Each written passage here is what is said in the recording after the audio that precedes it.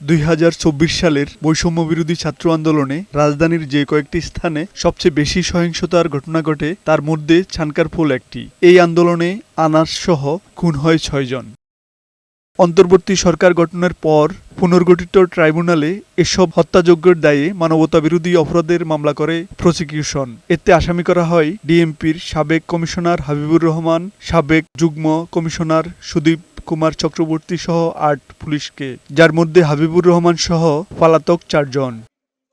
দীর্ঘ 6 মাসের বিচারিক প্রক্রিয়ার শেষে সোমবার এই মামলার রায় ঘোষণা করেন ট্রাইব্যুনাল 1। এ সময় মোট 8 আসামির মধ্যে কারাগারে থাকা 4 জনকে ট্রাইব্যুনালে হাজির করা হয়। এই ঘটনায় অভিযুক্ত পুলিশ সদস্যকে মানবতাবিরোধী অপরাধে দোষী সাব্যস্ত করে আন্তর্জাতিক অপরাধ ট্রাইব্যুনাল। সাবেক ডিএমপি কমিশনার হাবিবুর রহমান সহ 3 জনের মৃত্যুদণ্ড দেওয়া হয়।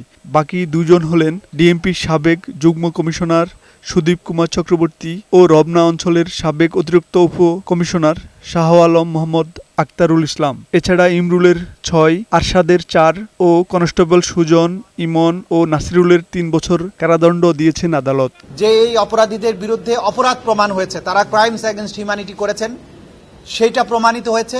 সাজা দেওয়ার ব্যাপারে 3 জনকে মৃত্যুদণ্ড দিয়েছেন, যাদের গুলিবর্ষণ করতে ভিডিওতে দেখা গেছে যাদের নামে অস্ত্র ইস্যু ছিল না, অথচ তারা অন্যদের রাইফেল নিয়ে গুলি করেছে, তাদেরকে কম সাজা দেওয়া হয়েছে। একজনকে 6 বছর, একজন 4 বছর, বাকি 3 জন কনস্টেবলকে 3 বছর করে সাজা দেওয়া হয়েছে। রায়ে পরিপূর্ণ ন্যায় বিচার হয়নি, তাই আপিল বিভাগে যাবে প্রসিকিউশন।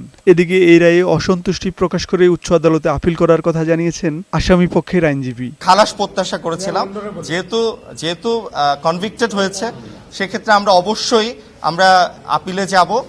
আমরা আমাদের সাধ্যমতো আইনি লড়াই লড়ব। এ রায় যৌক্তিক হয়নি। প্রমাণ থাকা সত্ত্বেও এ সাজা শহীদ পরিবারের জন্য বৈষম্য উল্লেখ করে রায় প্রত্যাখ্যান করেছেন শহীদ পরিবারের সদস্যরা। যারা নাই তাদেরকে মৃত্যুদণ্ড, যারা আছে তাদেরকে 3 বছরের সাজা।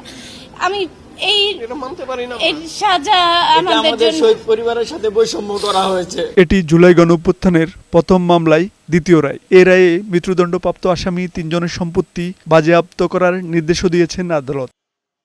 সাইফুল মাসুম, বৈশাখী সংবাদ, ঢাকা।